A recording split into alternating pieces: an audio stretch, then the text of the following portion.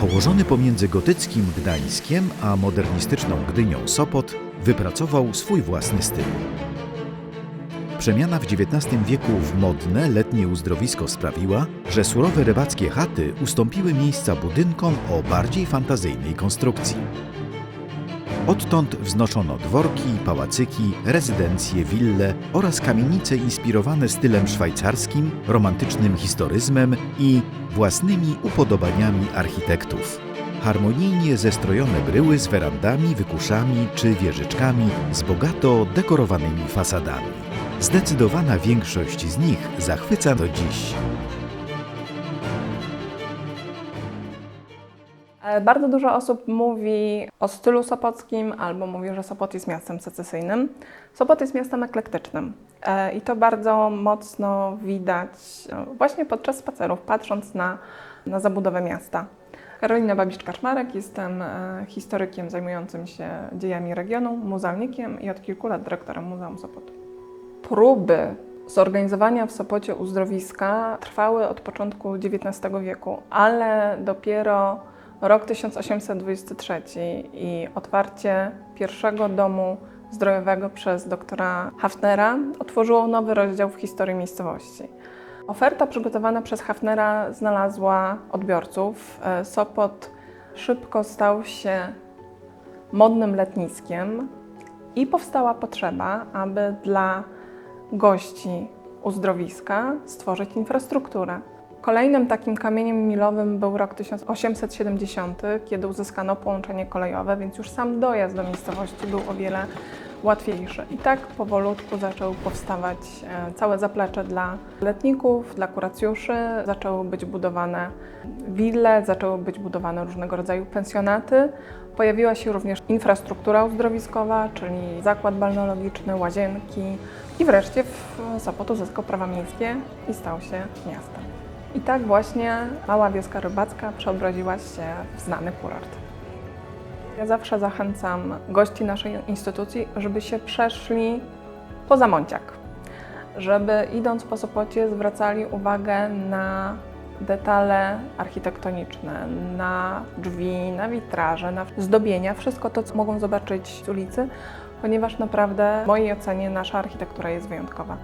Takim budynkiem, który wzbudza duże zainteresowanie turystów, jest Villa Basnera. Ona od strony promenady trochę wygląda jak Zamek Krzyżacki i to skojarzenie jest jak najbardziej prawidłowe, bo faktycznie Friedrich Basner, który zlecał budowę tego budynku, inspirował się Zamkiem Krzyżackim. Ja mam kilka ulubionych budynków w Sopocie. Jednym oczywiście jest Villa Ernsta Klastrzena, w której teraz jesteśmy. Jest to siedziba Muzeum Sopotu. Jeżeli chodzi o Muzeum Sopotu, to lokalizacja, ale też sama bryła budynku. Budynek mieści się tuż przy nadmorskiej promenadzie, ma widok na morze. Sam budynek ze względu na jego powojenne losy był rządówką, uniknął sztucznego dzielenia oryginalnego układu pomieszczeń. On jest zachowany. Zresztą bardzo dużo elementów, stolarka, okna, kaloryfery, po części posadzki się zachowały i to jest wielka wartość. Drugi mój ulubiony budynek to jest, i znowu nie będę tu oryginalna, to jest Villa Bergera na obrońcu Westerplatte. Widzę dom. Czy ten dom należy do medium, z którym nawiązałaś kontakt? Tak. Wszedł do domu. Wejdź za nim. Dom ten wraz z otoczeniem został wykorzystany jako tło do parapsychologicznego horroru Medium w reżyserii Jacka Koprowicza. Co jeszcze warto zobaczyć w Sopocie? Villa Junkiego, obecnie siedziba Art Inkubatora na Gojki. Cały ten teren na planach Policji Budowlanej opisany jest jako landhouse, czyli raczej jest to, w zamyśle była to posiadłość. Jest to przepiękny budynek, wykorzystujący w ogóle w elewacji bardzo dużo elementów drewna, z dużą i robiącą wrażenie wieżą. Obecnie ta wieża jest udostępniana i można z niej zobaczyć panoramę naszego miasta. I ze świetnymi werandami. Otoczone jest też parkiem, a dawna powozownia, potem przerobiona m.in. na potrzeby ogrodnictwa, obecnie pełni funkcję miniteki, więc jest to też miejsce obecnie użytkowane przez mieszkańców. Wygląda fenomenalnie, zresztą można go odwiedzić i wszystkich gorąco do tego zachęcam, bo naprawdę robi wrażenie. Zabudowa miasta przetrwała II wojnę światową. Tylko nieliczne budynki w marcu 1945 roku, kiedy weszły wojska radzieckie do Sopotu, uległy zniszczeniu i do dzisiaj widać te miejsca. To jest oczywiście dolny odcinek Monte Cassino, gdzie zostały zniszczone hotele Metropoli, hotel Berminhof. To jest dom zdrojowy, trzeci dom zdrojowy. Dzisiaj w jego miejscu stoi tak naprawdę kopia tamtego budynku. Sopot miał duże szczęście, ponieważ armia radziecka szła dalej niszczyć Gdańsk. Traktowali miasto dosyć łagodnie i dlatego dzisiaj możemy się cieszyć zabudową z przełomu XIX i XX wieku. Spacer po Sopocie pozwala nam zobaczyć niezwykłą architekturę miasta, ale jeżeli chcemy zobaczyć wnętrza willi, to zapraszam do Muzeum Sopotu. Wystawa stała to właśnie zachowane wnętrza mieszczańskie z początku XX wieku. Któregoś dnia poznałem na żywo, zaproszono nas do telewizji gdańskiej na audycję Kawa czy herbata. No i siedziałem w towarzystwie pani Osieckiej i zaczęliśmy rozmawiać o Sopocie i powiedziała, że Sopot jest na miarę człowieka, nie jest ani za duży, ani za mały. Jest taki właśnie w sam raz. Maciej Szemelowski, artysta malarz, skończyłem gdańską PWSSP. Zajmuję się nie tylko malarstwem, ale i fotografią, scenografią się zajmowałem w telewizji gdańskiej, grafiką użytkową, no a od kilkunastu lat skupiłem się na fotografii. Niedawno obchodziłem taką rocznicę, dla mnie bardzo ważną, 42 lata temu. Zjawiłem się po raz pierwszy na Placu Rybaków, teraz słynne miejsce, a wtedy to było bardzo zabiedzone, opuszczone miejsce. No a ja wbrew warunkom, jakie były dookoła, postanowiłem, że jednak zbuduję tą swoją wymarzoną pracownię. Nie stać mnie było na ekipę murarzy, więc tylko był murarz, a ja byłem pomocnikiem i tak 5 lat walczyliśmy. Oczywiście było zdobywanie materiałów, bo nie było nic i wszystko było właściwie z materiałów rozbiórkowych. Cegły z Obory, belki z Mola Sopockiego, dachówki gdzieś z jakiejś stodoły.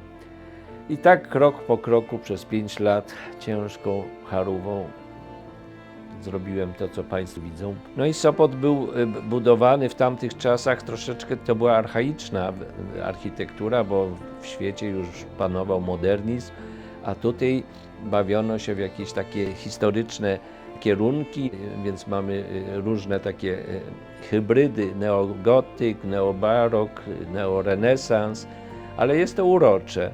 Rzeczywiście jak to miasto zaczęło dbać o fasady, mieszkańcy zaczęli inwestować w swoje kamienice, to rzeczywiście wyszła ta cała uroda tej architektury. Te wszystkie detale, stiuki, rzeźby, portale, stolarka drzwi niebanalna. I to miasto nagle ukazało swoje nowe oblicze. I właściwie obleciałem wszystkie domy w Sopocie. Zrobiłem, przypuszczam, z 2000 zdjęć i w różnych porach roku starałem się uchwycić te wszystkie smaczki, te najlepsze detale. A kiedyś się mówiło, że Sopot słynął z witraży i teraz jest ich strasznie mało. Przed wojną rzeczywiście mnóstwo kamienic posiadało witraże, czy to na klatkach schodowych. I potem był ten okres niestety tych kilkudziesięciu lat socjalizmu i nikt nie dbał o takie detale, jak się gdzieś tam zbiło, no to nikt tego nie odtwarzał, nikt nie myślał o konserwacji zabytków. I w związku z tym bardzo często ja się przyglądam, gdzieś tam jest jakiś fragment, ale już reszta została wypełniona banalną, zwykłą szybą, prawda? Sopot słynął, bo teraz już się tego nie buduje, te stare kamienice mają baszty, z których romantycznie oglądano wschody i zachody słońca.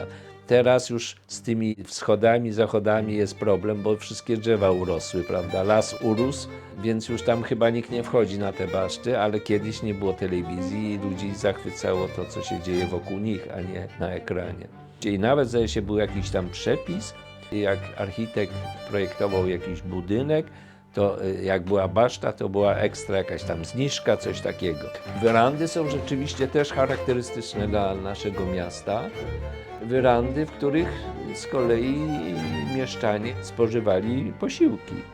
Werandy to było miejsce takich towarzyskich spotkań. I to są przepiękne dodatki do architektury, takie drewniane. I muszę Państwu powiedzieć, że przed wielu laty poznaliśmy takiego Japończyka, który jeździł po Sopocie i robił zdjęcia, był oczarowany właśnie architekturą Sopotu, a przede wszystkim go zauroczyły właśnie werandy sopockie. Właśnie ci starzy Sopocianie gdzieś tam mieli poczucie tej harmonii w sobie. Sopot zaskakuje na każdym kroku. Jego niezwykła architektura nadal fascynuje i inspiruje. Napisz w komentarzu, który budynek najbardziej się Tobie podobał lub jest Twoim ulubionym.